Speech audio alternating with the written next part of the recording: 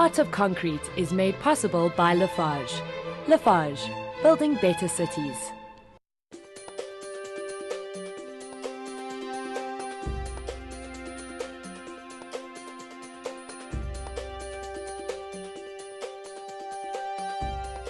A corner plot on a golf course bordered by a nature reserve is not a bad place to build your dream home. And this house in Centurion finds itself in just that position. Elegantly modern in design, the home makes use of a variety of natural materials and finishes to help it blend in with its surroundings.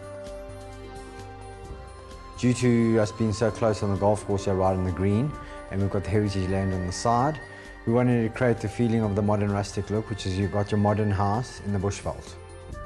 The exterior design is simple, with strong, clean lines and a limited palette of colors and materials. The harder surfaces of the steel and glass are softened by the wooden shutter cladding, which brings not only warmer, more natural colors to the design, but a lighter, more organic look too. The exterior, we used to have a lot of red brick showing on the outside and didn't give me the warmth, so what we did was we cladded it with wood. We've got the off-shutter look on the outside as well, which gives you the concrete feel. We've got a lot of the steel, the I-beam, and the glass. It's all your earthy elements that are brought into the components of the house.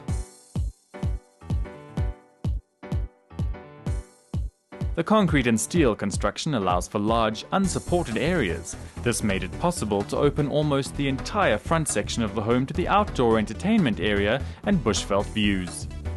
We went away from having small little modular doors. We opened this little door to go outside, or you got a small section. We're utilising our spaces outside of the nature that we got. We're making the most of it. The whole front facade of the house does open up. It opens onto the jacuzzi, opens onto the pool, it opens up onto the boma, and then around the side it opens up to the kids' entertainment area. Moving inside, the design is all about open-plan living. The ground floor doesn't cover a huge area, but a sense of space is created by eliminating any dividing walls. If you look at the olden days, they used to be very modular, the houses. Everything was sectioned off, and you never utilised the space properly in the house. So now it looks like one big house because there's no walls that are internal.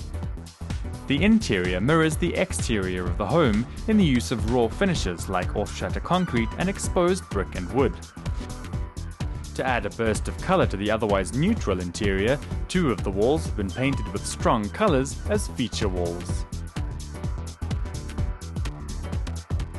A number of clever design tricks have then been used to define the different living spaces, including the use of bulkheads suspended from the ceiling.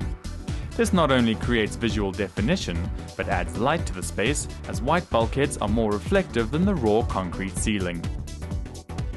The kitchen area takes this idea even further with a suspended wooden feature, adding a sense of drama. The kitchen area is the focal area. First of all, everything behind the kitchen, it all folds up with folding doors. The reason for that is if you've got a dirty kitchen, it's not your focal point. And if you are busy in the kitchen, you've got access to everywhere in the house, so you don't feel alienated being in the kitchen. We've got the main preparation area, which you can sit and have breakfast, and you can congregate around. The dining room then forms the dividing space between the kitchen and the casual family room on one side, and the formal lounge area and bar on the other. If you have got people around, the adults can sit in that room, the living room. They can talk, with the bar being right on the left-hand side there, and the kids can be in the TV room, which is, it's in one area but it's around the corner type. So it gives you the privacy. The two living rooms are also defined by very distinct looks. The family room is in keeping with the lightness of the kitchen and dining room, while the more formal lounge is characterized by darker, richer colors. At the same time, the repetition of certain elements helps to link the different spaces. In the living area, as you can see, you've got a big teak-rooted table there, and you've got your cane furniture around it with your plush cushions. Then I didn't want to carry the same theme through to the TV room because that would get worn very quickly because you have a lot of seating time in your TV area. So that's why we went for the leather couches with a small rooted table as well. And then we brought in the elements of the cane furniture with the hanging pod chairs. Another aspect of the design which unifies the space is the exposed concrete flooring that runs throughout the ground floor. The concrete floor, if you look at it, it's very textured inside, and the top it's perfectly smooth like glass, but you've got different elements of the color of rock inside the concrete, which actually brings in your elements like your white leather, your black, brown comes in as well for your wood. So it's bringing all your elements into it.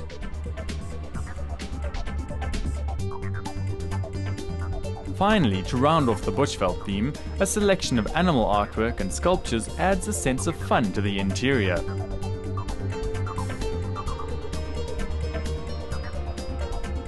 This is a modern home inspired by the industrial lofts of New York and Europe, but with an African hut sitting comfortably in the wilderness.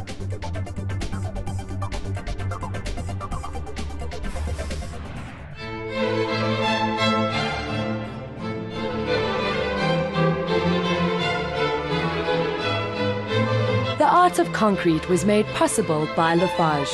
Lafarge, building better cities.